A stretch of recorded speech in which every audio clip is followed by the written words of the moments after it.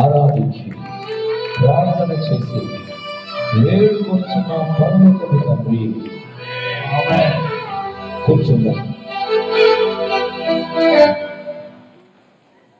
హల్లెలూయా. ఎక్కడ వాళ్ళని కూర్చోండి.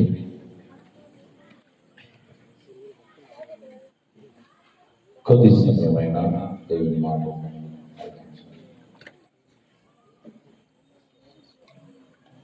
కరెక్ట్గా 10 గంటల వరకు వర్తమానం ముగిస్తాను. అందరూ దయచేసి ఇప్పటి వరకు సహకరించిన వారు ఈ ముందు సమయాన్ని కూడా తిరగకుండా మాట్లాడుకోకుండా మాతో మీరు సహకరించి దేవుని నామమున కోసమై ఈ స్థలంలో ఉండాలని మనం చేస్తున్నాం. ప్రభువు మాట్లాడినప్పుడు మనం వినాలి. ప్రభు స్వరం మన హృదయాల్లో బలమైన కార్యం చేస్తారు. ఎప్పుడు మనుషులు దేవుని ఆశీర్వాదాలకు దూరం అయిపోతారంటే ఆయన స్వరమును నిర్లక్ష్యం పెట్టినప్పుడు. అందుకే ప్రతి వ్యక్తి దేవుని మాటకు విధేయులు కావాలని నేను కోరుచున్నాను. న్యాయాధిపతుల గ్రంథం 5వ అధ్యాయం ఒకసారి మనం చూద్దాం. దేవుని మాటలు అందరం కూడా ఆలకించుదాం.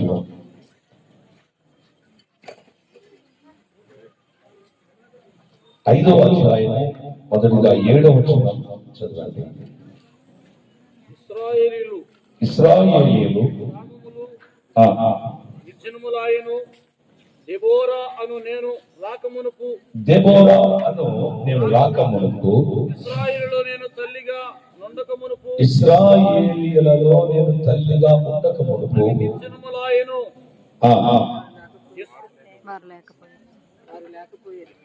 తల్లిగా ఉండకమునుపు వారు లేకపోయింది. ఇశ్రాయేలు కొత్త దేవతను కోరుకొనగా యుద్ధము ద్వారముల యుద్ధకు వచ్చెను. ఇప్పుడు 12వ వచనం మనం చదువుకుందాం. దెబోరా మేల్కొనుము, మేల్కొనుము, దెబోరా మేల్కొనుము, బారాకు కీర్తన పాడుము, అభినోయము కుమారుడమైన బారాకు చెరపట్టిన వారిని చెరపట్టుము. దేవుడు మనందరితో మాట్లాడును కాక. అందరు వినాలి. హల్లెలూయా. ప్రతి వ్యక్తికి దేవుడు ఆత్మతో అధికారం ఇచ్చాడు. ఈ అధికారాన్ని బట్టి మనం ఏం చేస్తామంటే తప్పకుండా ఏదైతే ఇన్నాళ్ళు మనల్ని చెరపట్టినదో, ఏదైతే మనల్ని పేదరికంలోనికి, దరిద్రతలోనికి, విపరీతమైన నష్టములోనికి ఏదైతే నేను ఈడ్చుకెళ్ళిందో దేవుడు ఈ రోజున నీకు ఇచ్చే అధికారమును బట్టి తప్పకుండా నీవు ఇన్నాళ్ళు చెరపట్టబడ్డావు. దేవుడు ఇచ్చిన అభిషేకం ఆ చెర నుండి నేను విడిపించడమే కాకుండా చెరపట్టిన నీ పరిస్థితులను నీవే చెరపట్టబోతున్నావు. ఆమేన్. కొంచెం అర్థం చేసుకోవడానికి ప్రయత్నం చేయండి. 4వ అధ్యాయం 1వ వచనం, న్యాయాధిపతుల గ్రంథము 4వ అధ్యాయం. ఏహూదు మరణమైన తర్వాత ఇశ్రాయేలు ఇంకను యెహోవా దృష్టికి దోషులైన గనక యెహోవా కానాను రాజైన యాబీను చేతికి వారిని అప్పగించెను. సేనాధిపతి అన్యుల హరోషెతులో నివసించిన సీసెరా అతనికి 900 ఇనుపరథములుండెను. 20 సంవత్సరములు కఠినమైన బాధ పెట్టగా ఇశ్రాయేలులు యెహోవాకు మొర్రపెట్టిరి. ఆమేన్. దేవుడు మనల్ని బలపరచును గాక. ఆమేన్. ఇప్పుడు జరుగుతున్న పరిస్థితులు, పరిణామాలు, భూమి మీద జరుగుతున్న కృత్యాలు, దేశాల్లో జరుగుతున్న విపరీతమైన పరిస్థితులు ఈ న్యాయాధిపతుల కాలాన్ని చూపించినట్టుగా నాకు అనిపిస్తున్నది. ఒక న్యాయాధిపతి ఉన్నప్పుడే వాళ్ళు దేవుని అనుసరించారు, దేవునికి ప్రార్థన చేశారు, దేవుని ధర్మశాస్త్రమును అనుసరించి ప్రజలు నడుచుకున్నారు. న్యాయాధిపతులు ఎప్పుడైతే మరణిస్తున్నారో త్వరగా దేవుడు నియమించిన నీతి మార్గమును, ధర్మ మార్గమును వాళ్ళు తప్పి ఇష్టానుసారంగా జీవించడం, దేవుని దృష్టికి దోషులు కావడము ఆ రోజుల్లో పరిపాటిగా లేక సహజంగానే ఉండేది. ఈ రోజుల్లో కూడా చూడండి, ఎన్ని పరిస్థితులు ఎదురైనా కానీ మరి మనుషులలో దైవిక భయం అనేది లేదు. దేవుని వెతకాలి, దేవుని అనుసరించాలి, దేశం కొరకు ప్రార్థన చేయాలి, నా దేవుని కొరకు నా దేశాన్ని నేను తప్పనిసరిగా సంపాదించాలి, అందరినీ పరలోకంలో చూడాలి అనే భావన ఎవరిలో కొందరిలో ఉన్న బాగుంది. ఈరోజు ఒక సిస్టర్ చెప్తుంది, 100లో ఒక్కరైనా కానీ భక్తి మార్గాన్ని అనుసరించలేకపోతున్నారు అని బాధపడుతుంది. అప్పుడే నాకు అనిపించింది, నిజమే కదా, ఎక్కడ చూసినా ప్రజలలో అవిధేయత, కొట్టొచ్చినట్టు నిర్లక్ష్యం, ఒక భయంకరమైన నిర్లక్ష్యం. పోదాంలే, చేద్దాంలే. నేను కొత్తలో 92వ సంవత్సరంలో బాప్తిసం పొందాను. ఆ రోజుల్లో మీటింగ్ అని ఎవరు ప్రచారాలు చేసేవారు కాదు. ఎక్కడి నుంచో ఎవరి దగ్గర నుంచో వార్త వస్తే ఎంత ఆసక్తి కలిగి వెళ్ళిపోయేదో. సరి అయిన సౌకర్యం లేకపోయినా, ఇలాంటి కార్పెట్ లేకపోయినా, అలాంటి నేలలో నేను కూర్చుంది దేవుడి వాక్యం నేను వినేది. మా వాళ్ళు చాలా మంది ఆ రోజుల్లో ఈ దైవజనులందరూ కూడా దాదాపుగా ఈ యొక్క అనుభవం ఉండే ఉంటుంది. సికింద్రాబాద్ లో కాపర్ల సదస్సు బెంజమిన్ సి కోమనపల్లి అయ్యగారు ఒక గొప్ప ఉద్యమాన్ని ఆయన తీసుకొచ్చాడు. ఎందుకంటే ఇంటర్నేషనల్ స్పీకర్స్ అందరూ హైదరాబాద్ రావడానికి అతడు దేవుని సాధనంగా ఉన్నాడు. నేను అవి చూసి, నాకు డబ్బులు లేకపోతే కష్టపడి పని చేసి, పని రాదు కానీ మీటింగ్ వెళ్ళాలనే ఉద్దేశంతో వెళ్ళి, మేము రైల్వే స్టేషన్ లో పడుకునే వాళ్ళం. ప్లాట్ఫామ్ పైన చెప్పులు ఎవరు ఎత్తుకుపోయింది, బట్టలు ఎవరు ఎత్తుకుపోయింది, అట్లందరి పరిస్థితి. అయిన మట్టి కాలంలోనే మీటింగ్ స్థలాన్ని పరిగెత్తేది. చూడండి, ఈ రోజు విశాలమైన గ్రౌండ్ చేశారు. కానీ ఎందుకు అంటే ఏమున్నది, ఎందుకు పోవాలి? పోనీ వచ్చిన వారైనా కానీ పర్వాలేదు అనుకుంటే, గ్రౌండ్ దాటిన వెంటనే చెప్పబడిన వాక్యము వెంటనే మాయమైపోతుంది. మళ్ళీ మునుపడి పద్ధతులు, మునుపటి టీవీలు, మునుపటి సరస్వతులు, మునుపటి కార్యాలే మనల్ని నిరంతరం నడిపిస్తున్నది. ప్రభు చేసినప్పుడు నీ పరిస్థితి ఏంటి? ప్రభు వస్తే ఈ లోక పరిస్థితి ఏంటి? ఒక్కసారి ఊహించండి. నీకు చేతనైన కార్యం ప్రార్థన. నువ్వు భక్తి కలిగి ప్రార్థన చేస్తే ఈ రోజు నరకానికి ప్రయాణమైన వారిలో చాలా మంది పరలోక మార్గం ఇప్పుడు త్రిప్పిన వాడవైతాయి. ఇక్కడ ఉన్న పరిస్థితిని నేను మీకు వివరిస్తాను. ఆలోచన చేయండి. రెప్పపాటున ఎత్తబడతామని బైబిల్లో ఉన్నది. అర్థం చేసుకోవాలి. రెప్పపాటున ఇట్లా పొట్టి తెరిచేసరికి నీ పక్కన కూర్చుండే వ్యక్తి మాయమైతాడు. ఇప్పటి వరకు ఒక తీర్మానంలో నిలబడని నీవు, ఒక భక్తిలో నిలబడని నీవు, నీ దశభాగాలు ఇస్తున్నావు, నీవు కానుక ప్రత్యేకంగా ఇస్తున్నావు, కష్టపడుతున్నావు, ఏమో చేస్తున్నావు. కానీ నీ అంతరంగంలో ఇంకా దేవుడు అంటున్నాడు, తప్పు ఒకటి మోపవలసి ఉన్నది. ఆ తప్పు ఒకటి ఉన్నది. నీ మీద నేను నేరం మోపుతున్నాను. నువ్వు సరి చేస్తున్నావా? పర్వాలేదు. లేకపోతే నీ దగ్గరకు వచ్చి నీ దీపమును ఆ స్థలము నుండి తీసివేస్తానని దేవుడు హెచ్చరిక చేస్తున్నాడు. నీ పేరు జీవ గ్రంథము నుండి కొట్టివేయబడుతుందని చెప్పి ప్రభు హెచ్చరిక చేస్తున్నాడు. నిజం చెప్పండి, మనం జీవిస్తున్నామనే పేరే ఉన్నది కానీ ప్రభు చెప్పిన మాట వాస్తవమే. మృతుడవే, ఆ మాట నిజమే. ఎందుకంటే ఆ మృతమైన స్థితిలో ఈ రోజు క్రైస్తవ లోకం ఉన్నది, ఒక నిద్రావస్థలో ఉన్నది. ఇన్ని జరిగినా కూర్చుని ఒక గంట సమయం మోకరించడమనే ఆ పరిస్థితి లేదు. నేను ఇంకా చెప్తున్నాను, మీరు రెడీ అవ్వడానికి ఇచ్చిన ప్రియారిటీ మీరు ప్రార్థనకి ఇవ్వలేకపోతున్నారు. పరిశుద్ధాత్మ దేవుడు ఎంత దుఃఖపడుతున్నాడు వీళ్ళందరిని చూసినప్పుడు. ఒకవేళ రేపు కూడా ఈ మీటింగ్ ఉంటే ఈ గ్రౌండ్ లో మీరు మోకాళ్ళ మీద ఉండాలి. అందరూ గుంపులు గుంపులుగా ఈ స్థలంలో ప్రార్థన చేయాలి. మోకాళ్ళ మీద ఉండి దేవుని సన్నిధానంలో ప్రార్థన చేసినప్పుడు దేవుని ఆత్మ బలమైన కార్యాలు చేస్తారు. మీకు సింపుల్ గా చెప్తున్నాను. మోషే పర్వతం మీద దేవుని కర్రనెత్తి ఎత్తి పట్టుకున్నప్పుడు ఇశ్రాయేలులకు విజయం కలుగుతుంది, అమాలేకులకు ఓటమి కలుగుతుంది. మోషే చేతులు బరివెక్కగా ఆయనకు తెలియకుండానే ఆ కర్ర చేతులు కిందికి వచ్చినప్పుడు ఇశ్రాయేలు ఓడిపోతున్నారు, అమాలేకులు గెలుస్తున్నారు. అదే స్పిరిట్ ఈ రోజు చాలా పనిచేస్తా ఉంది.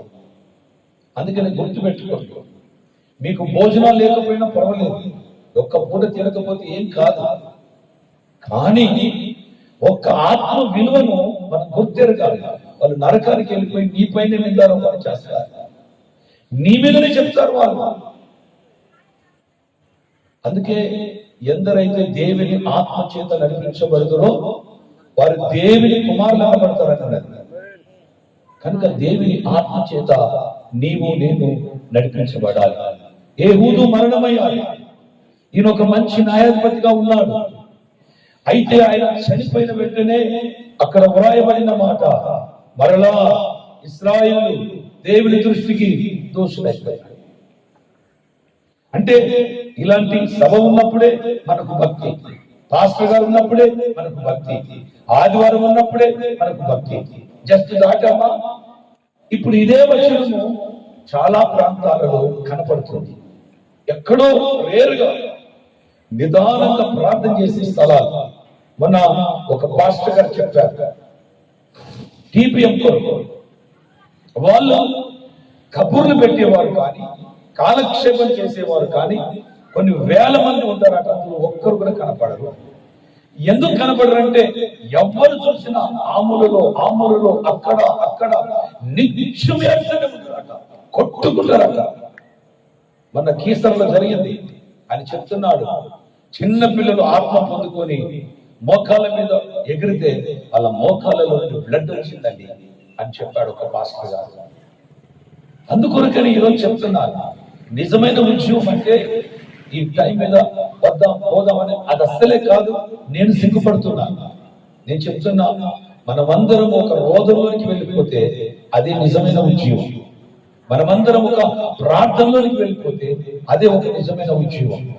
అలాంటి ఉద్యమం కొరకు దేవుని ఆత్మ మీ అందరినీ కూడా ప్రేరేపించేను గాక.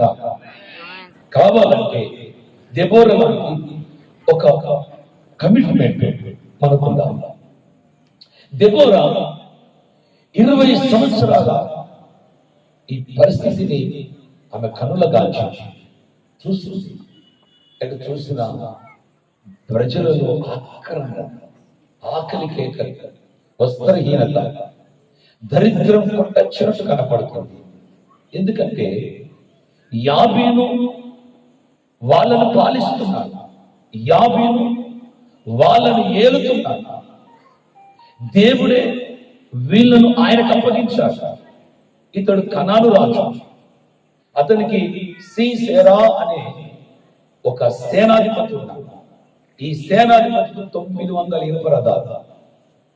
అందుకొరకనే ఇశ్రాయేలును బాధపరచడానికి, నిత్యం వేదన పాలు చేయడానికి ఆయనకు అప్పగించాడు. అర్థం చేసుకోనండి, ఒక రోగం వచ్చినప్పుడు నువ్వు ఎక్కడికెక్కడికో వెళ్ళిపోతున్నావు బాగుపడాలని. ఒకవేళ నువ్వు కనిపెట్టి ప్రార్థన చేసినట్లయితే నువ్వెక్కడ తప్పిపోయావో దేవుడు చూపిస్తాడు. తప్పని తెలుసుకొని నీవు నిజాయితీగా నీ మార్గంలోకి వచ్చావా, నువ్వు హాస్పిటల్ పోకపోయినను తప్పకుండా నువ్వు ఆరోగ్యం పొందుకొని దేవుని సేవలు సాగుతావు. ఎత్తండి చేతులు, అందరూ దేవుని స్తోత్రం చేయండి. నీ తప్పు నువ్వు తెలుసుకోవాలి. అందుకని వాళ్ళు ఈ 20 సంవత్సరాల తర్వాత సోయొచ్చింది. 20 సంవత్సరాల తర్వాత అప్పుడు వాళ్ళు దేవుని తట్టు తిరిగి ఇప్పుడు మొరపెడుతున్నారు, ప్రభువా మేము పాపాత్ములం, మమ్మల్ని క్షమించండి. సమయలు ఏమంటారు తెలిసిన, మీరు దొంగ ఏడుపు ఏడవద్దు, నటిస్తూ ఏడవద్దు. మీరు నిజంగా యెహోవాను అనుసరించాలంటే హృదయపూర్వకముగా ఆయన వైపు మళ్ళుకోనండి.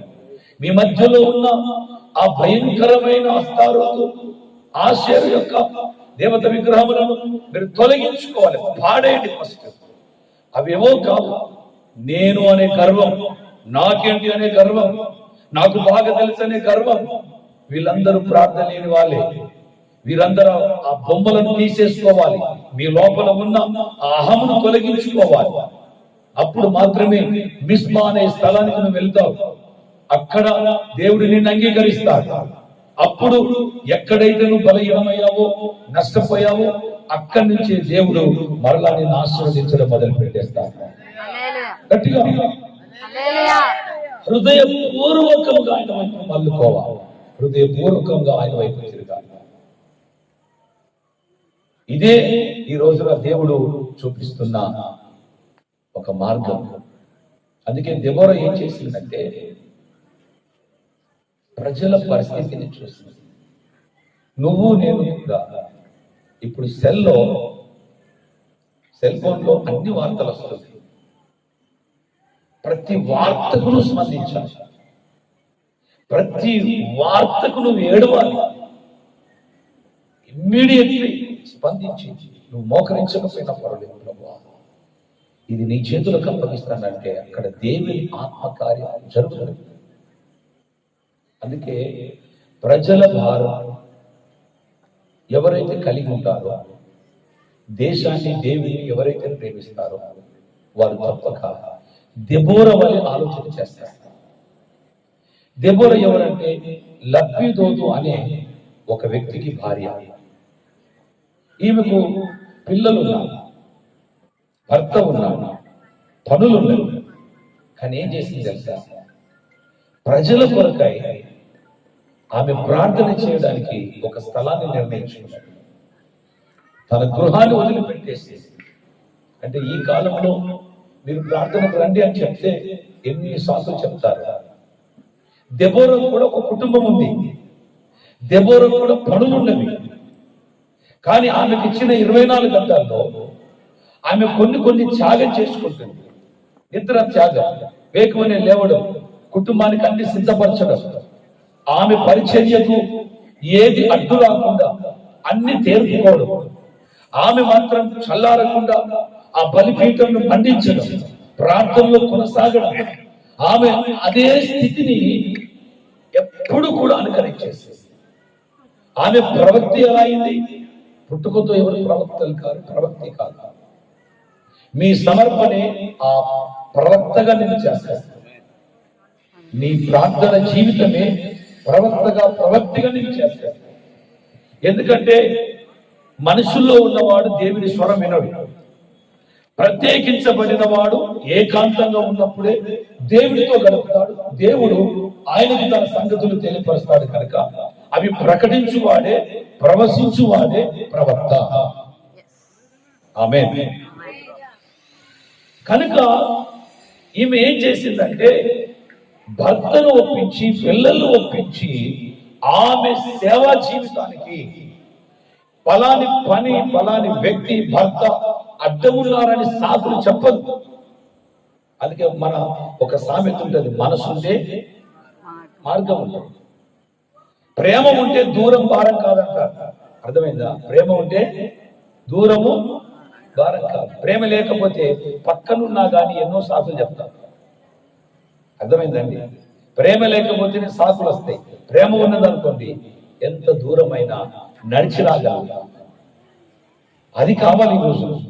అందుకే ఆమె అందరిని ఒప్పించుకొని ఒక ప్రత్యేకమైన స్థలము సరళ వృక్షం, ఆ సరళ వృక్షపు నీడలో ఆమె దేవదేవునితో నిరంతరము కూడా ప్రార్థనలు గడపడము నేర్చుకున్నది.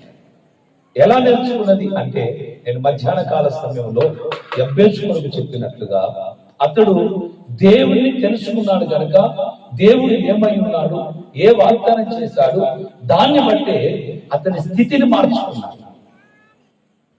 ఇప్పుడు కూడా దెబోరా ఏం చేసింది? ఎప్పుడు దేవుడు మమ్మల్ని వదిలేస్తానన్నాడు, శత్రువుకు ఎప్పుడు అప్పగిస్తాడు.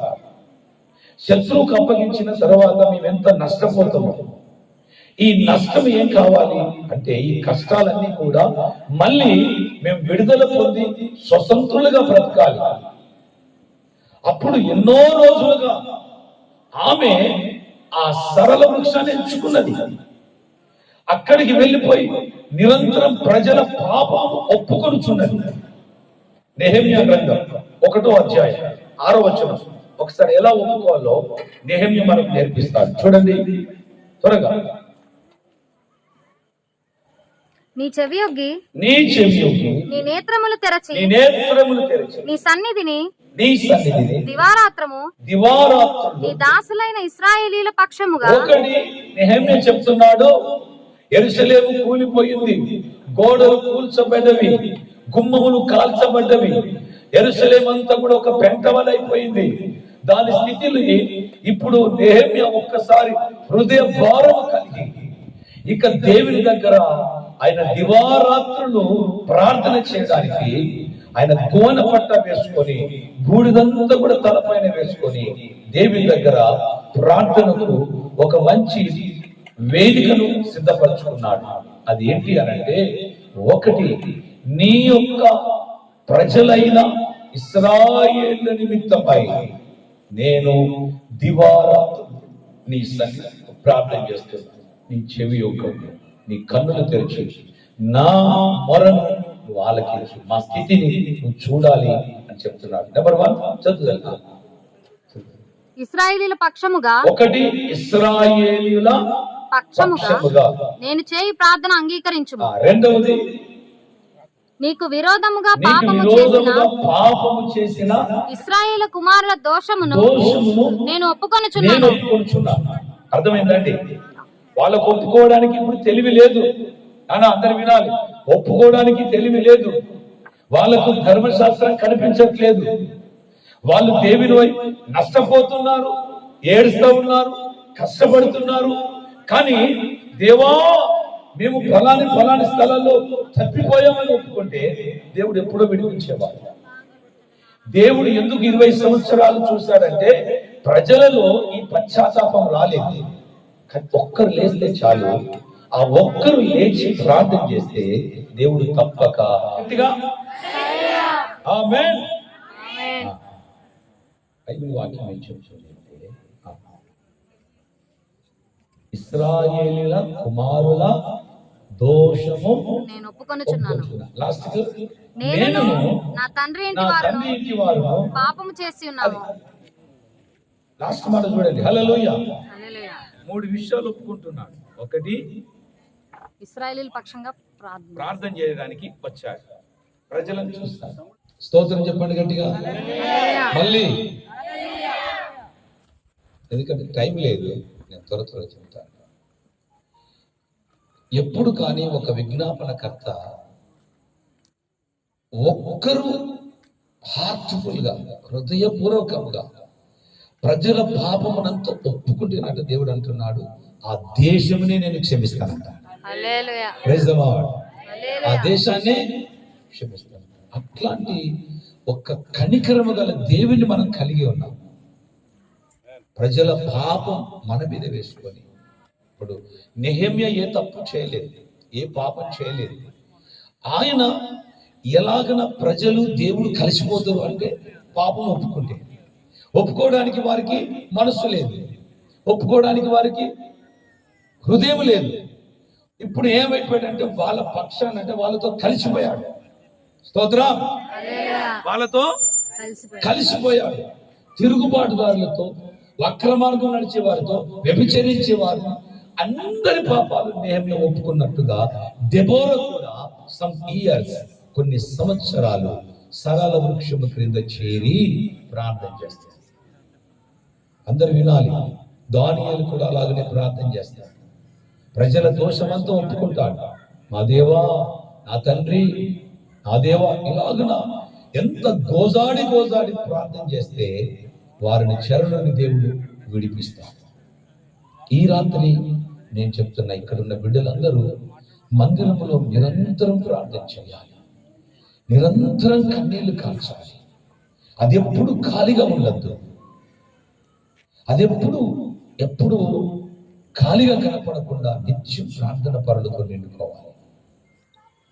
అందుకే దేవుని వాక్యం సెలవిస్తున్నది, దెబోరా మేల్కొనుము, మేల్కొనుము. 2 సార్లు అదే పదము దేవుడు రాపించాడు. మేల్కొనుము, మేల్కొనుము.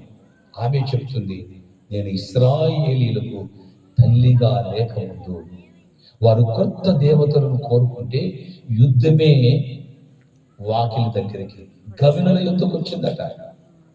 ఎస్, ఈరోజు సంఘాలను చూడండి, పరిస్థితులను చూడండి, మన దేశ పరిస్థితిని కూడా మీరు చూడండి. అర్థం చేసుకోండి, మన దేశ పరిస్థితులు, మన రాష్ట్రాల పరిస్థితులు మీరు జ్ఞాపకం చేసుకోండి. ఇప్పుడు చాలా అవసరం దెబోరా పాత్ర. ఆమేన్. దెబోరా పాత్ర ఎంతో అవసరమై ఉన్నది. ఆమె చెప్తుంది 5:7 చదువు, 5:7 వచ్చిన న్యాయాధిపతుల గ్రంథం 5:7 మరొకసారి రిపీట్గా. ఇశ్రాయేలు అధిపతులు లేకపోయిరి, ఆ దెబోరాను నేను రాకమునుపు ఇశ్రాయేలులో నేను తల్లిగాను ఉండక మునుపు వారు లేకపోయిరి. ఆ ఇశ్రాయేలు కొత్త దేవతలను కోరుకొనగా కొత్త పద్ధతులు కోరుకున్నప్పుడు యుద్ధము ద్వారముల యుద్ధకు వచ్చెను. యుద్ధం ఎక్కడి దాకా వచ్చింది? ద్వారములే. ఆ మాట వినండి కొంచెం. హల్లెలూయా. హల్లెలూయా.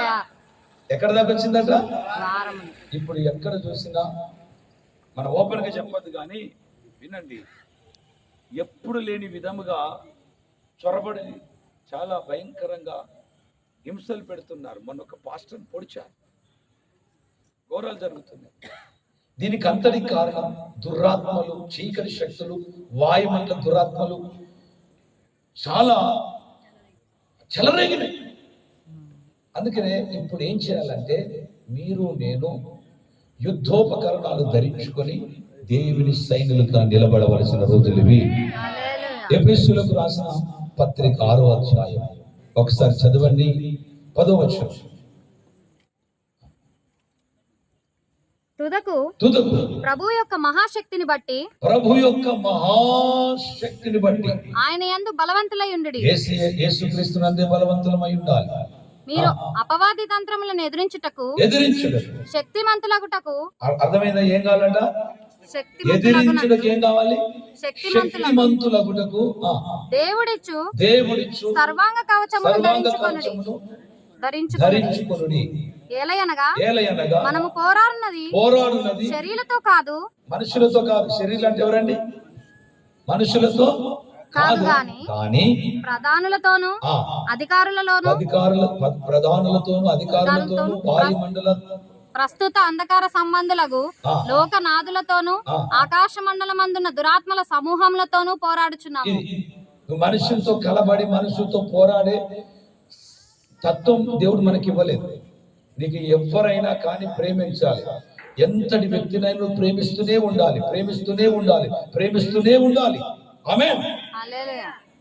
కానీ ఎందుకంటే ఇప్పుడు మొన్న ఎస్ఆర్ మనోహర్ గారు అన్నారు, టీవీ ఉంది, ఇష్టం లేని కార్యక్రమం వస్తుంది.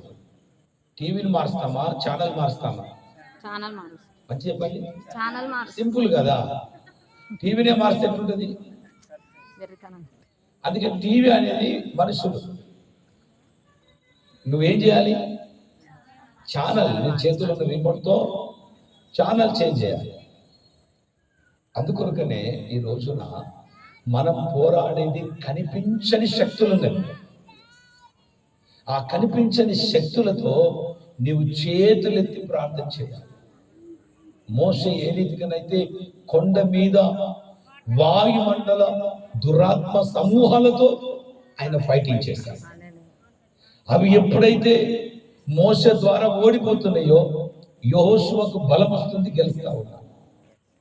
మోషే ఎప్పుడైతే చేతుల క్రిందికి దింపాడో అవిటికి బలం వస్తుంది. దురాత్మలకు, వాయుమండల శక్తులకు, లోకనాథులకు.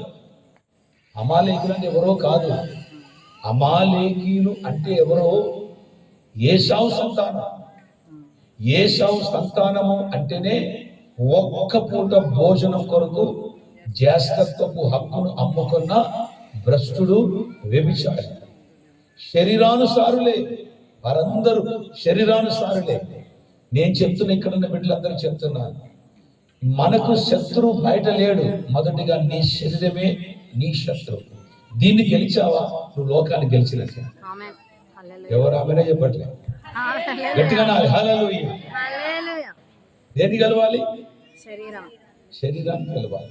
అందుకనే దీనికి పౌలుకు దెబ్బలు కొట్టినా కానీ పడుకోలేదు. మళ్ళీ పోయి ఇంకో దగ్గర స్వార్థ ప్రకటిస్తున్నారు. పొద్దంతా కొట్టి కొట్టి కొట్టి కాళ్ళు చేతులు బంధించి బోండాలకు వేసి చెరసాలను పడేస్తే, ఇక్కడున్న అయ్యగారులో నేను కూడా ఉంటే నేను మూలుగడం తప్ప పాటలు రావు. కానీ పౌలు శీలలట. మీరు అనుకోవచ్చు ఆజానుభావుడు కావచ్చు, పౌలు చాలా భారీ దేహం కావచ్చు, అందుకనే తట్టుకుంటారని మీరు అనుకోవద్దు. నేను చరిత్ర చదివాను. పౌలు అంటేనే చిన్నవాడు అని అర్థమాట. టిల్ చాలా బట్టతల, మామూలు ఫేస్, మామూలు ఆకారం, పట్టుకుంటాడట. కానీ ఆయన కార్యాలు, దేవుడు ఆయన ద్వారా జరిగించిన కార్యాలు అమోఘం. ఆమేన్. ఆయన జ్ఞానం అమోఘం, ఆమేన్. ఆయన సమర్పణ అమోఘం. ఆమేన్. హల్లెలూయా. యేసు ప్రభు కొరడా దెబ్బలు ఒక్కసారి తిన్నాడు, ఒకటి తక్కువ 40 కొరడా దెబ్బలు. కానీ పౌలు 4 సార్లు అంటాడు కదా, ఆయన మిగిల్చిన ఆ శ్రమలన్నీ నా శరీరం అందు నేను భరించుచున్నాను అంటాడు. మా బాహ్య పురుషుడు దినదినము కృషించిపోయినను మా అంతరంగ పురుషుడు బలము పొందుచున్నాడని చెప్తాడు. హల్లెలూయా. శరీరానికి ఏదైనా చిన్న దళితే చాలు, మనం ఐరాన్ అయిపోతాం. కానీ ఆత్మ జీవితంలో ఎంత జబ్బొచ్చుందో నీకు తెలిసిందా? నువ్వెంత బలహీనంగా ఉన్నా నీకు తెలుసా? నీ ప్రార్థన ఎంత నిర్వీర్యమైపోయిందో తెలుసా? నీ ప్రార్థన స్థలం ఒకప్పుడు అగ్ని, ఇప్పుడు బూడిద మాత్రమే ఉండదు. ఆ సంగతి నీకు తెలుసా? మోకాళ్ళ మీద 10 నిమిషాలు కూడా ఉండలేని నీవు నేను ఎలా క్రైస్తవం అయిపోతాం నీకు తెలుసా?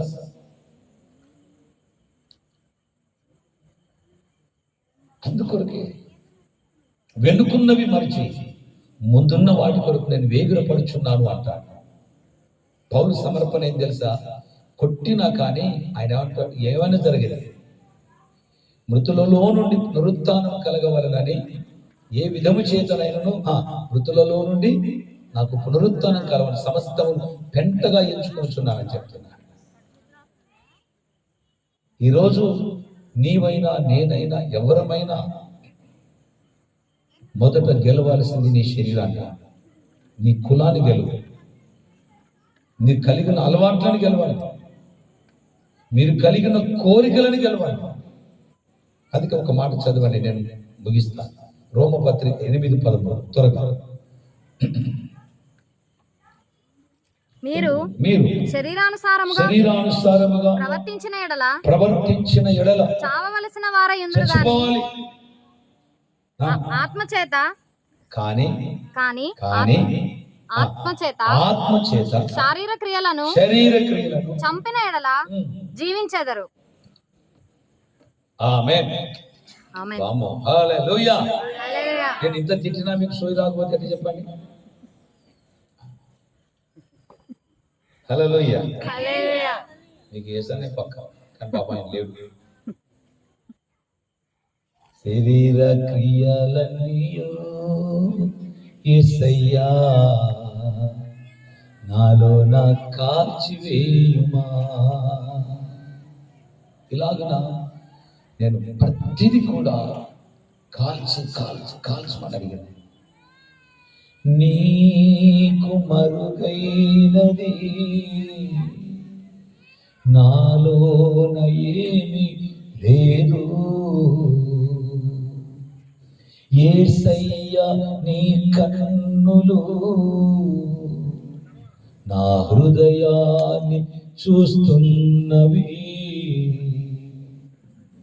నా ఆశ నీకు తెలుసు, నా ధ్యాసలన్నీ తెలుసు. నాలో దాగి ఉన్న రహస్య పాపము తెలుసు. నీకు మరుగైనది నాలోన ఏమీ లేదు, నా నడక నీకు తెలుసు, నా పడక నీకు తెలుసు. ఇలాగున నా జీవితంలో ఏదైతే ఉత్పన్నమవుతున్నదో దాన్ని ఆత్మ చేత పాట పాడి పశ్చాత్తాపడి దాన్ని చంపివేయాలి. చేతులెత్తుదా ఒకటి చెప్పండి, హల్లెలూయా. జీవనదిని నా హృదయంలో ప్రవహింపజేయమని. ఎట్లా పాడతారో, రాగం కుదరడానికి పాడతారు చాలా మంది. రాగం బాగున్నదా, విన్న వాళ్ళు నన్ను మెచ్చుకుంటారా అని పాడతారు. అదొద్దు. నీవు లాగిపోవాలి. ఏ పాట అయినా అది నీ ప్రభు నిన్ను మెచ్చుకోవాలి అంతే. ప్రభు మెచ్చుకునేది ఎప్పుడు? నువ్వు కాల్చబడాలి, ఆ పాటలు కాలిపోవాలి, నీ ఒక నైవేద్యంగా మార్చబడాలి, నీ ప్రార్థనలో కూడా నువ్వు కరిగిపోవాలి. అందుకని అంటాడు, ఆపద్దినమందు అపవాదిని ఎదిరించుటకు మీరు శక్తి గలవారవునట్లుగా దేవుడిచ్చే సర్వాంగ కవచమును ధరించుకొనుడి. మీరు పోరాడేది రక్త మాంసాలతో కాదు. అందుకే అదే భక్తుడు ఎఫెసీ 6:18 అంటాడు, మీరేం చేయవలసిన ఆత్మ వలన ప్రతి స్థలమందును ప్రతి మనుషుని కొరకు ప్రతి విధమైన ప్రార్థనలు విజ్ఞాపనలు పట్టుదలతో చేయాలి. ఇక్కడ కూడా ప్రతి స్థలం అంటే ఇక్కడ కూడా నీకు దేవుని ఆత్మ చేత నడిపించబడుతున్నావా? దేవుడు అంటాడు, ఇక్కడ ప్రార్థన చేయమంటాడు. నువ్వు ఎంత ఏడుస్తావో నీకు తెలియదు, ఎందుకు ఏడ్చావో నీకు తెలియదు, కానీ నీ ప్రార్థన ద్వారా ఎక్కడో ఆపదలో ఉన్న బిడ్డను దేవుడు విడిపించుకుంటాడు. Praise the lord. శ్రమలో ఉన్న వారిని విడిపిస్తాడు, ప్రమాదంలో చిక్కుపోయే వారిని విడిపిస్తాడు, హాస్పిటల్లో మరణంతో పోరాడుతున్న వారిని విడిపిస్తాడు. దెబోరా చేసింది అదే. దెబోరా కన్నులు తెరిచి చూసింది, అదంతా ఆమె హృదయం భారమైంది. అందుకే ఆమె త్వరగా దేవుని యొద్దకు వెళ్ళి ఇక అక్కడ కూర్చుని తీర్పు తీర్చడం మొదలు పెట్టేసింది. దెబోరా అంటేనే తేనెటీగ. దెబోరా అంటే తేనెటీగ. అందరికీ తెలుసు తేనెటీగలు, కొందరు చూసారో లేరో కానీ కొందరు వింటారు. తేనెటీగ అంటే తేనె ఈగ, తేనెలు తయారు చేసే ఈగ. మన ఇళ్లలో ఈగలు ఉంటవి, పశువుల్లో జొర్ర ఈగలు ఉంటవి, ఇంకొన్ని పెద్ద ఈగలు ఉంటవి. తెలుసా? ఈగలు చాలా రకాలు ఉంటాయి, కానీ స్పెషల్ దేవుడు కోరుకున్నది, మాదిరిగా చూపించింది, క్రైస్తవ జీవితానికి దగ్గరగా ఉన్నది తేనెటీగ. తేనెటీగ ఒక్క చుక్క తేనెను తయారు చేయాలంటే అది చాలా పుష్పాల మీద వ్రాలి మకరందాన్ని తీసుకోవాలి. ఆ మకరందాన్ని అది తీసుకొని తేనెని తయారు చేస్తుంది. తేనె దేవుని వాక్యములకు సాదృశ్యం. తేనె ఔషధము లాంటిది. తేనె ఒక్క చుక్క చేతిలో వేసుకొని నాకితే యోనాతాను కన్నులు తెరవబడ్డాయట, మెరిశాడట, కన్నులు మెరిచినాయట. జస్ట్ ఒక్క చుక్క తేనె. ఇక్కడ ఉన్న బిడ్డలందరికీ నేను చెప్తున్నాను, ఈరోజు ఎంత చదివినా నీ కన్నులు ఎందుకు వెలిగించబడట్లేదు? నువ్వు సత్యం ఎందుకు గ్రహించట్లేదు? పరలోకం ఉన్నదని, ఆ పరలోకం చేరాలనే కోరిక ఎందుకు రావట్లేదు? నీ కుటుంబం ఎట్లున్నా నువ్వు అలాగనే ఉంటున్నావు, నీ పిల్లలు తప్పిపోయినా అలాగనే ఉంటున్నావు, ప్రార్థన చేయకపోయినా అలాగనే ఉంటున్నావు. దానికి కారణం నువ్వు తేనెలాంటి ఆ వాక్యాన్ని జుర్రుకోవాలి, దాన్ని నువ్వు సేవించాలి, దాన్ని నువ్వు పుచ్చుకోవాల్సిందిగా దేవుని వాక్యం నువ్వు సెలవిస్తున్నది. నువ్వు తయారు చేయాలి, ఒక తేనెటీగగా ఉండాలి. పువ్వుకు సాదృశ్యమైన యేసయ్య వాక్యమును నువ్వు నిరంతరము ధ్యానం చేయాలి. ఆ వాక్యం మీద నువ్వు రాలాలి. అందులో ఉన్న మకరందాన్ని, మాధుర్యాన్ని, శ్రేష్టతను పీల్చుకోవాలి.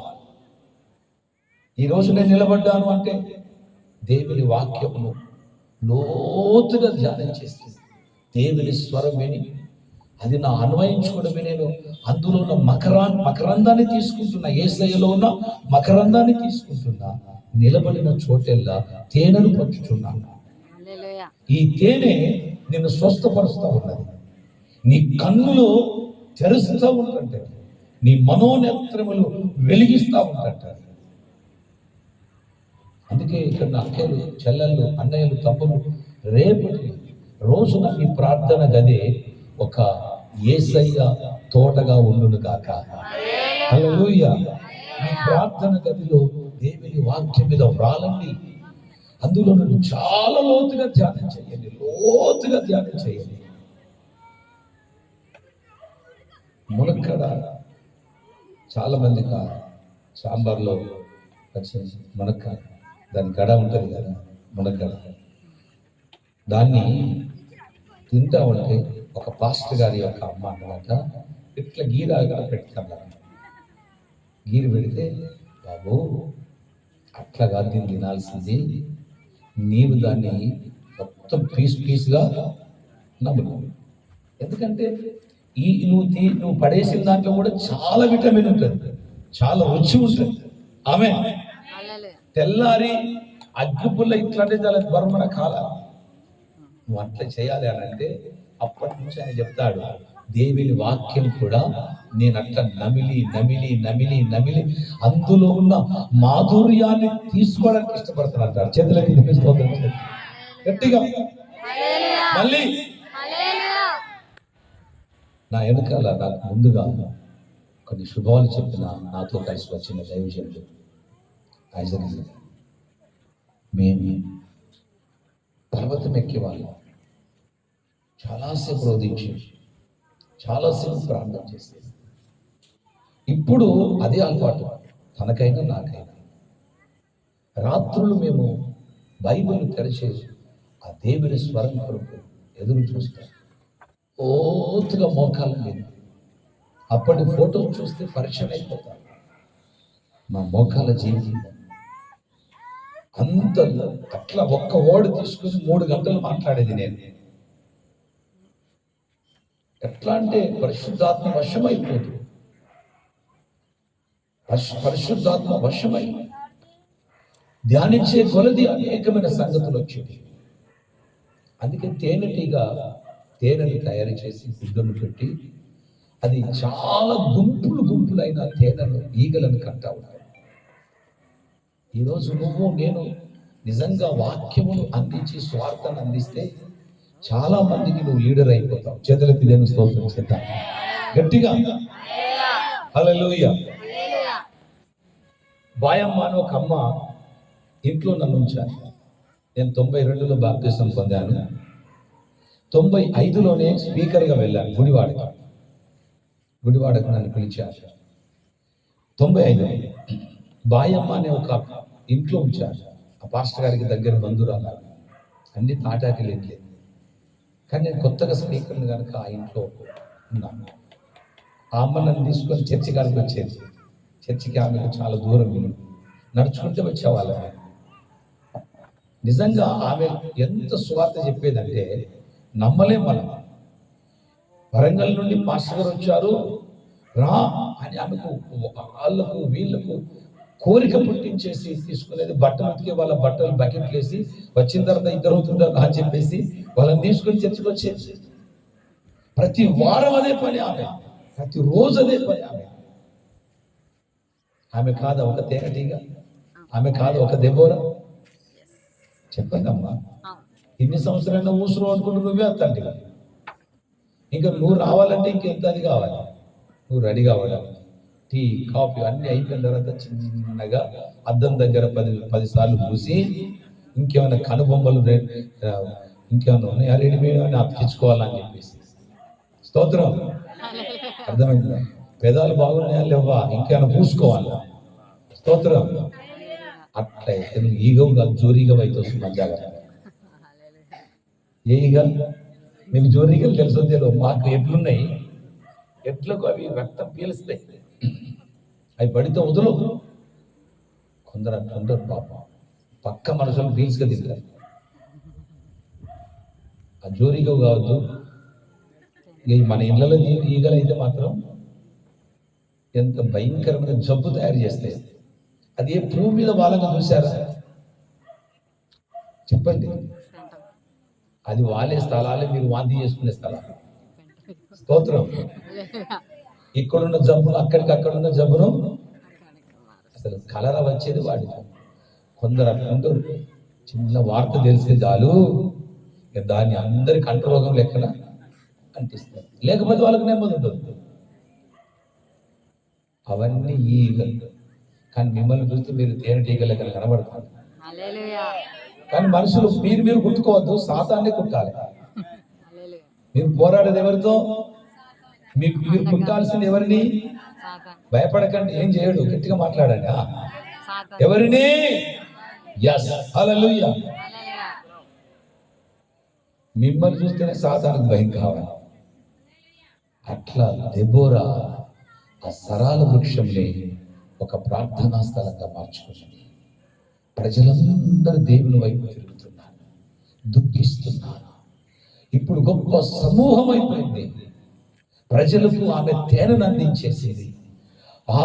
ఆమె నోటి నుండి వెలువడే ప్రతి ప్రవచనం ఇశ్రాయేలు పశ్చాత్తాపాన్ని పుట్టించింది. సద్భక్త గలవారుగా అయిపోయారు. దేవుడు కావాలని కోరిక గలవారుగా తయారైపోయారు. అందుకే దేవుడు పరిష్కార మార్గాన్ని ఇచ్చాడు. 20 సంవత్సరాల తర్వాత ఇప్పుడు దెబోరాకు ప్రవచనం ఇచ్చాడు. బారాకును పిలువనప్పు, తాబోరు కొండ మీదకి పంపించు, నేను సీషేరాకు ప్రేరేపణ పుట్టిస్తా, యాబీను సేనను అతని ద్వారా నేను నిర్మూలన చేయబోతున్నాను అని చెప్తాడు. అప్పుడు దెబోరా మేల్కొని, ప్రియులారా, బారాకు కబురు పెడుతుంది. బారాకుతో మాట్లాడుతున్నది. యెహోవా సెలవిస్తున్నాడు, నువ్వు వెళ్ళు, కనాను యాబీను రాజు సేనను, సిసేరాను, అతని రథములను నువ్వు తుత్తులుగా చేయబోతున్నావు. తాబోరు కొండ ఎక్కుమన్నాడు. తాబోరు అనే మాటకు అర్థం రాతి గని. రాతి గని అంటేనే సంఘం. సంఘంలో నీవు నిలబడుదువు గాక. పక్కన దుకాణం పెట్టడానికి నీకు ఆత్మవరాలు ఇవ్వడు. చెప్పండి, ఏమిస్తాడు? సంఘములో. చెప్పండి, ఎక్కడమ్మా? ఈ రోజుల్లో ఎట్లా తయారయ్యా తెలుసా? ఒకరికి లోబడేందుకు మనమే బ్యాగ్ చేసుకుంటే అయిపోతుంది కదా. చాలా మంది ప్రార్థన చేయరాదు, ఎవరైనా పెట్టుకున్నాడు. నేను దాదాపుగా ఏ పాస్టర్ వివరిస్తాను నాకు రాదు, తెలియదు కూడా. కానీ చాలా మంది ఎట్లా వచ్చారంటే, లోపం ఇక పాస్టర్ దగ్గర అడిగమని ఉండడం ఎందుకు, నేనే ఒక అయ్యగారు అయిపోతుంది కదా. లేచిన వాళ్ళు చాలా మంది వద్దండి. నువ్వేం చేయాలంటే రాతి గని అనగా తాబోరు కొండలో బారాకు మెరిచినట్లుగా నువ్వు మెరుస్తూ కాక.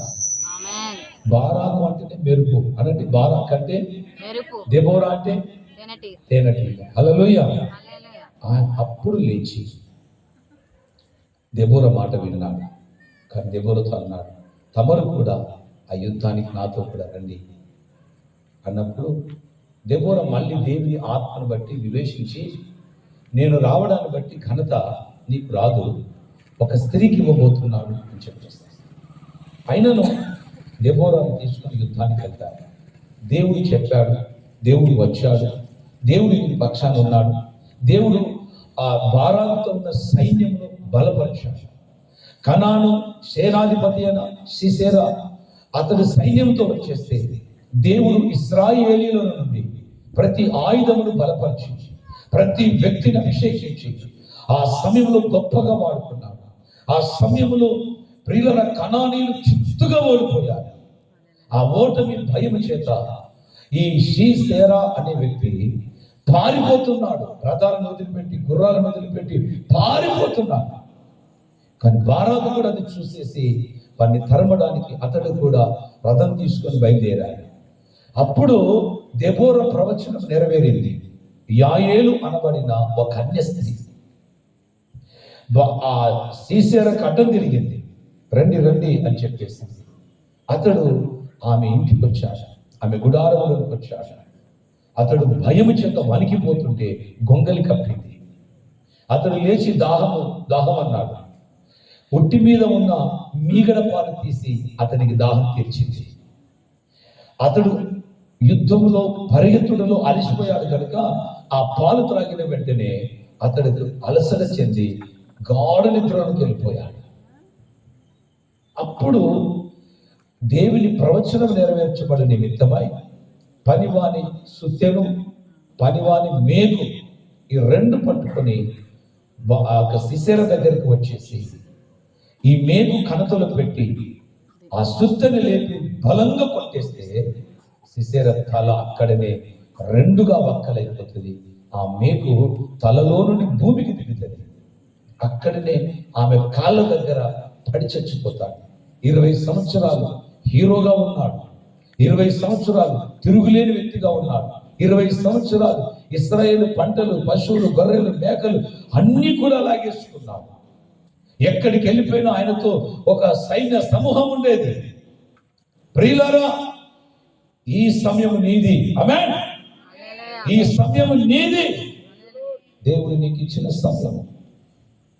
ఇప్పుడు నువ్వు లే, ప్రార్థన అనబడిన మేకు తీసుకో, వాగ్దానము వాక్యం అనబడిన సుత్తిని తీసుకో. సాతాను శిరస్సును రెండుగా వక్కలు చేయడానికి బుద్ధి కొట్టుమో. గట్టిగా. మేకు అంటే ప్రార్థన.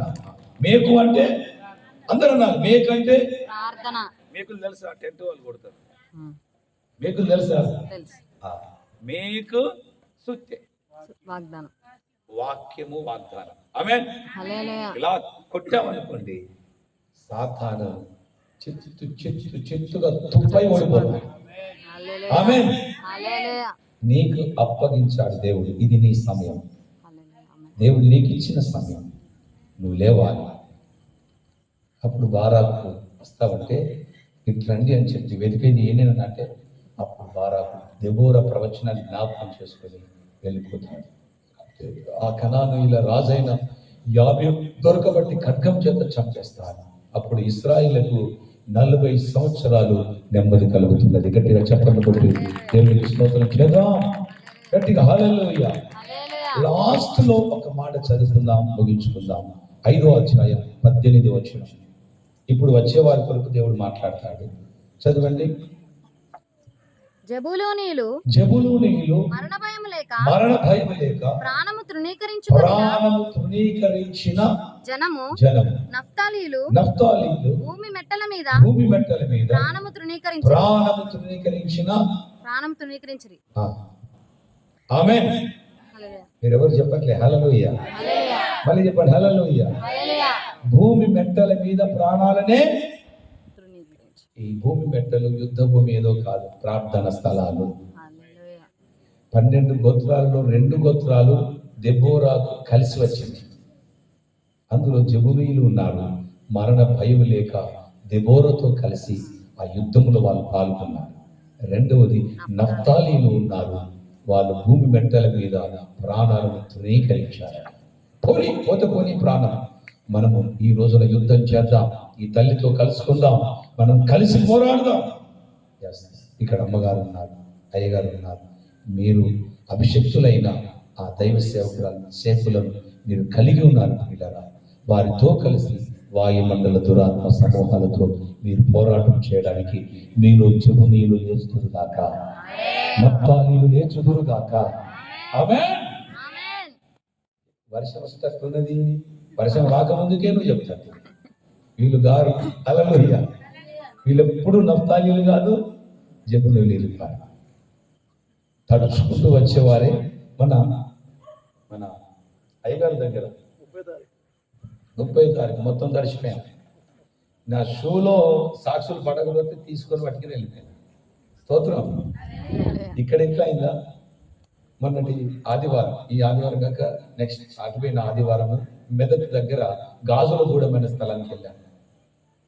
నాకు సండే ఒకటే ఖాళీ ఉంది. సరే అయ్యగారు రండి అన్నా. పోతే వేల మంది ఉన్నా. ఆశ్చర్యం కలిగింది. నేను పోవడం, చిలుకలు రావడం రెండు ఒకటే. అంటే టైం మీదనే వెళ్ళినాను. 8:30 అంటే 8:30కి నాకు ఇస్తానని 8 గంటల అక్కడికి వెళ్ళాను. రెడీ అయిపోయినా 8:30కి నేను స్టేజ్ మీదకి వస్తున్నా. అప్పటికే వర్షం ఒక జల్లు వచ్చింది.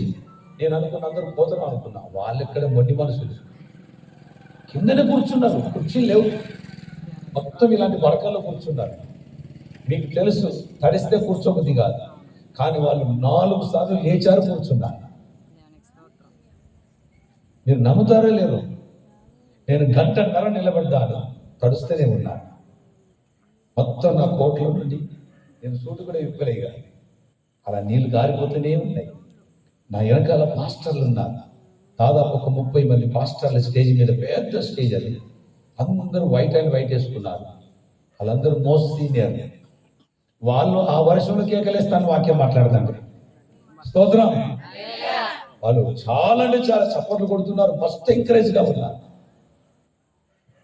సంఘాలను తీసుకొని వచ్చారు.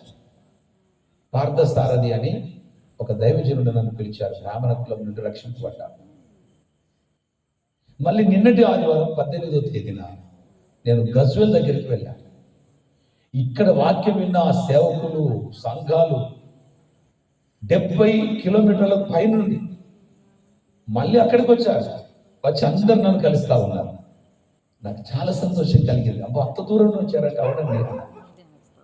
కొందరు 110 కిలోమీటర్ల దూరం నుండి వచ్చారు ఆ మీటింగ్ గజ్వేల్ దగ్గర. దేవుని సేవకుడిగా నేను చెప్తున్న మాట, మనం పొలంలో తడుస్తాం, మన పనిలో తడుస్తాం, కానీ తడవద్దు అనుకునేది ఎక్కడ? మీరు మంచోళ్ళే, చెప్పండి, పర్లేదు. అసలే తడవద్దు అనుకునేది ఎక్కడ? చెప్పలేదు. ఇక్కడ చెనుగు పడితే చాలు, పోదాం. ఏం చచ్చిపోతామా? నరకం కంటే భయంకరమా? హల్లెలూయా.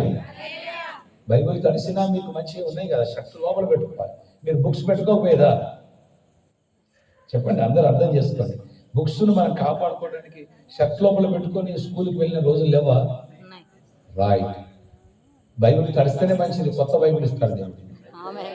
ఇది తడిసింది, హల్లెలూయా. ఇది తడిసిందంతా ముడతలు ఉంటుంది బైబిల్. హైగారు మీటింగ్లో నీళ్ళు గారిని లోపలికి వెళ్ళి, హల్లెలూయా. ఈరోజు అదే నేను చెప్తున్నాను, మీరందరూ జెబూలీయులుగా, నఫ్తాలీయులుగా పొందురుగాక. ఉండేవారందరూ కూడా దయచేసి లేచి నిలబడండి, నేను ప్రార్థన చేస్తాను.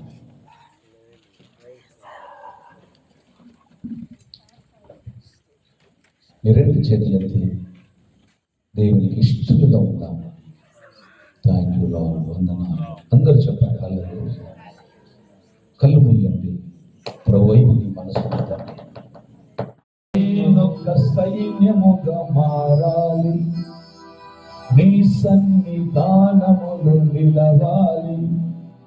నేనొక సైన్యముగా మారాలి, నీ సన్నిధిలో నిలవాలి. ఈనాటి దేవరాలు దేవాలయ, ఈనాటి దేవరాలు దేవాలయ. రండయ్యా ఆత్మనాథుడా, నీ శక్తితో నన్ను నింపుమయ్యా. ఆత్మనాథుడా, నీ శక్తితో నన్ను నింపుమయ్యా. నేనొక సైన్యముగా మారాలి, నీ సన్నిధిలో నేను నిలవాలి. ఆమేన్. నేనొక సైన్యముగా మారాలి, నీ సన్నిధిలో నేను నిలవాలి. ఈనాటి దెబోరాలు మరణాలేవాలి, ఈనాటి దెబోరాలు మరణాలేవాలి. నీ సన్నిధానములో యుద్ధములో సాగాలి, నీ సన్నిధానములో యుద్ధములో. అందరూ రండయ్యా ఆత్మనాథుడా, నీ శక్తితో నన్ను నింపుమయ్యా. రండయ్యా ఆత్మనాథుడా, నీ శక్తితో నన్ను నింపుమయ్యా. నీ శక్తితో నన్ను నింపుమయ్యా. శక్తితో నన్ను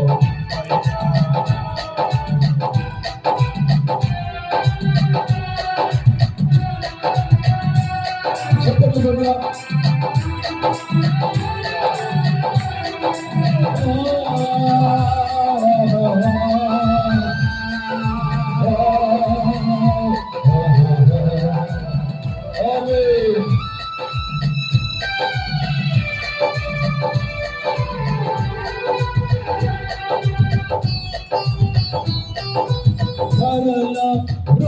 వృక్షపు నీడలో మెల్లనైన స్వరము వింటానయ్యా.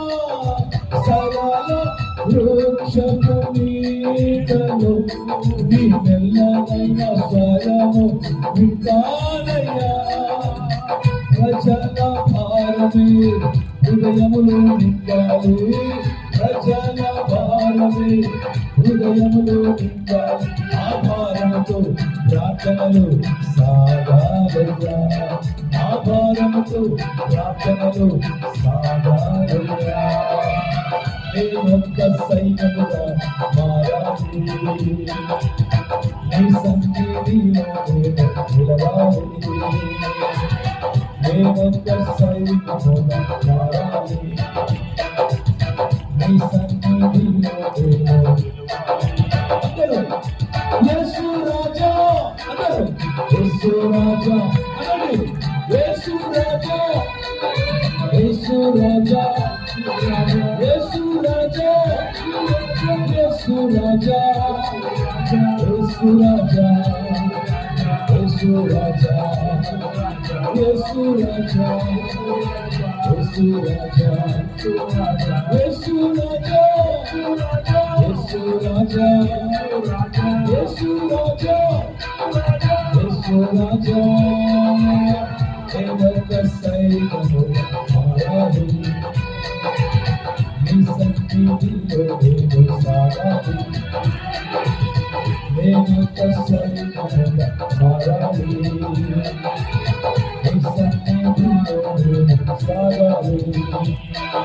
దెబోరా సైన్యం లేవాలయ్యా, దెబోరా సైన్యం లేవాలయ్యా. యుద్ధము జరిగే నడవాలయ్యా, యుద్ధము జరిగే నడవాలయ్యా. రావాలయ్యా, రావాలయ్యా, రావాలయ్యా, రావాలయ్యా. నూతనమైన ఉజ్జీవము రావాలయ్యా, నూతనమైన ఉజ్జీవము రావాలయ్యా, నూతనమైన ఉజ్జీవము రావాలయ్యా. మీలో నప్తాలీలు కనపడుతున్నా, మీలో జమునీయులు కనపడుతున్నా. మరణ భయం లేక ప్రార్థన యుద్ధ సైన్యములో నిలుస్తారనుకుంటే రెండు చేతులు ప్రభుకి ఇవ్వండి. వాటిని దేవుడు అభిషేకించబోతున్నా, అభిషేకించబోతున్నా.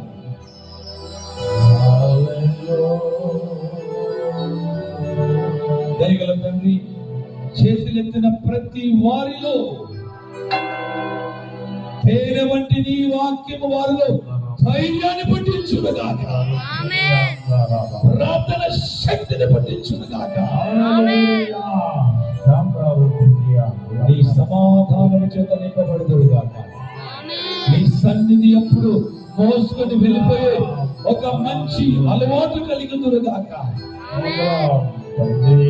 నీ కొరకు నిలవాలి నాయన, బహుగా ఫలించాలి తండ్రి. బలమైన వ్యక్తులుగా చెయ్యండి అయ్యా. ఇందులో బారాకులను లేపండి నాయన, వాడుకోనండి నాయన. దెబోరాలను లేపండి ప్రభు, వాడుకోనండి నాయన. యేసు నామములో అడిగి పొంది ఉన్నాము తండ్రి, ఆమేన్. మరి తలలో ఉంచుకుందాం, చిన్న ప్రార్థన చేసుకుందాం. Thank you holy mind the god. యేసు ప్రభువా, నిజంగా ఈ స్థితిలో ఉంచడమంటే నీ కృపే. ఈరోజు నాయనా అనేక ఈ మీటింగ్స్, ఈ వర్షము, ఆయా వాతావరణం ఇచ్చినందుకు నీకు స్తోత్రములు నాయన. దీనులు పక్షి ఉన్న దేవుడా, దత్తులు పక్షి ఉన్న దేవుడా, నీకు స్తోత్రాలు. ఈ ఎన్నికలేంటి మమ్మలను తండ్రి మీరు నిలబెట్టినందుకు నీకు స్తోత్రాలు. యేసు ప్రభువా, నీకు లెక్కలేని వందనాలు ఇస్తాయా. మరి ఈ సమయంలో తండ్రి మా మధ్య మంచి దైవజనుడు, నేను ఎన్ని దినాలు ప్రార్థన చూచాను అయ్యా. ఎలాంటి వర్తమానం కావాలో, మంచి అభిషేకం కావాలో వ్యక్తిని ప్రార్థన చేసినప్పుడు అయా దైవజనుల ద్వారా మా మధ్యకి నాయన నీ రహస్యాన్ని నడిపించి మాకు సరి అయిన బోధను, మంచి ఆత్మీయ భోజనమును తండ్రి అయ్యా ఇచ్చినందుకు నీకు స్తోత్రాలు తండ్రి. నీకు వందనాలు యేసయ్యా. ఇదిగో తండ్రి నీకు స్తోత్రం. విసిరేసిన పాత్రను, పనికిరాని పాత్రలను పనికొచ్చేలాగా ఒక ఆయుధంగా నిలబెట్టి ప్రభువా ఈరోజు నాయన తండ్రి నీకు స్తోత్రం.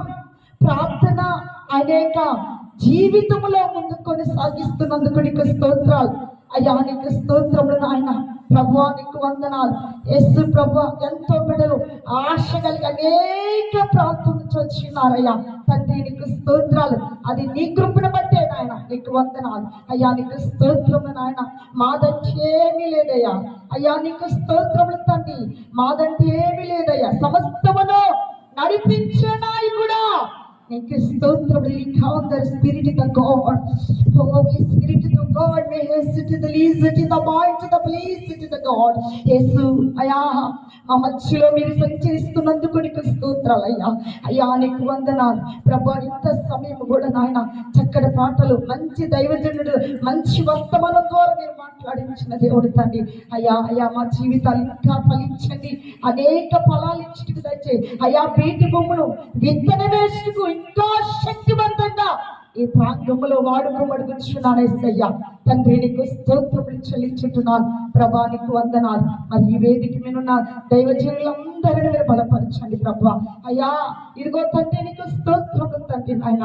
అయ్యా కూడి వచ్చిన మా ఆత్మీయ కుమార్తెలు, బట్టిగూడ ప్రాంతము నుంచి వచ్చిన మా బిడ్డలను అయ్యా, ఇంకా అనేక ప్రాంతములు అయ్యా ఇదిగో తండ్రి నీకు స్తోత్రాలు. తోటపల్లి ప్రాంతము నుంచి అయ్యా తండ్రి నీకు స్తోత్రాలు. అయ్యా ఖమ్మం ప్రాంతము నుంచి నాయన తండ్రి నీకు స్తోత్రాలు. వచ్చిన నీ దాసులను, నీ దాసురాలను అనేక బిడ్డలపై నీ అభిషేకం ఉండును గాక ప్రభా. నైనా అయ్యా సత్తిపల్లి ప్రాంతం నుంచి వచ్చిన నీ బిడ్డలను జ్ఞాపకం చేసుకోమడుగుచున్నాను ప్రభా. మరి లోకలను వచ్చిన మా కుమార్తెలను, కుమారులను బలపరచమడుగుచున్నాను తండ్రి.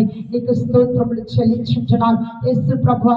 నీకే లెక్కలేని వందనాలు చెల్లించుంటున్నాను. జ్ఞాపకం చేసుకోమడుగుచున్నాను అయ్యా. ఇంకో నీ చిత్తమైతే మరి యొక్క సమయం నాయన ఇంతకంటే గొప్ప మీటింగ్స్ నైనా నీ చిత్తమే తండ్రి.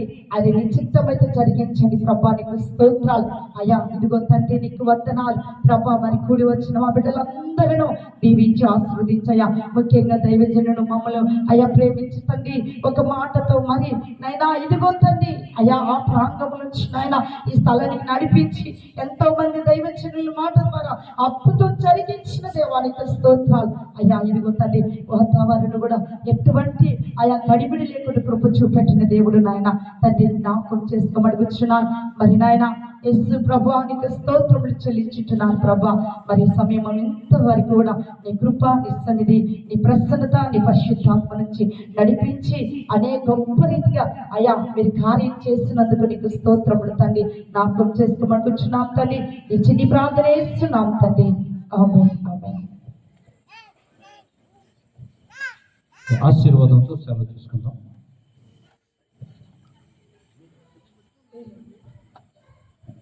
మన తండ్రి దేవుని యొక్క ప్రేమ, ప్రభు అయిన యేసుక్రీస్తు కృప, పరిశుద్ధాత్మ సహవాసం కూడినటువంటి సంఘ బిడ్డలకు, ఆత్మీయులకు, భద్రాచలం దైవజనులకు, ఆత్మవర్తమానం ఇచ్చేటువంటి దైవజనులు, అలాగే వారితో వచ్చేటువంటి సహకారులు వైజాగ్ గారికి, మన రాజపేట కాలనీ, ఇటు ఆంధ్ర, తెలంగాణ ప్రజలందరికీ, అలాగే పరిచయం చేస్తున్న ఈ దాసులు, దాసురాలు, మరి పరిచయం యెహోవా కృప నిరంతరము తోడై ఉండి దీవించును గాక. అందరికీ